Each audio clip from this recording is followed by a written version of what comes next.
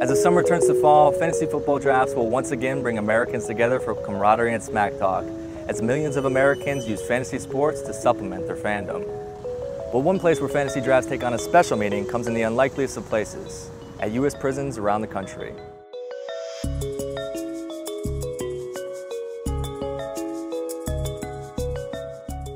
Despite widespread concern from prison officials and the lack of internet for inmates, it's handwritten spreadsheets and stats from newspapers that make fantasy a reality for the incarcerated.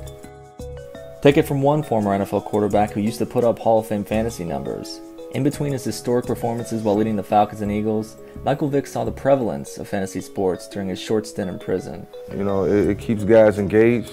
You know, they keep up with everyone's stats. I mean, I don't know if I would have that much time in the day to know how many yards that Joe Flacco threw for. It was amazing. The guys love watching football with me because the same way I can sit and break down the game now, I used to do it for them.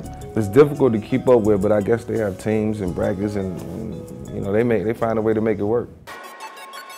Here at the High Facility Prison in Tennessee Colony, Texas, inmates who have been behind bars for a majority of their life have found escapism through these confines. Fantasy brought something to look forward to, something to focus in. Like me, I go a little far beyond than most people that I keep track of every stat, every player, try to find the trends, try to, you know, ups and downs. But when we think about those who are incarcerated, escapism becomes even more central to surviving the mental battlefield. That's where fantasy sports has become an integral part of survival and fulfillment in prisons like this and around the country. Sometimes you can feel a little animosity, but football, when football starts, it's over. It's no longer game related. It's no longer I'm white, you're black. You're fantasy football brethren. And it creates a bridge for us all to get along and have spreads, and everybody brings all this food out to the day room. And on Sundays cake. usually? Yeah, on Sundays. And then Mondays too. Mondays is pretty big. Like a tailgate?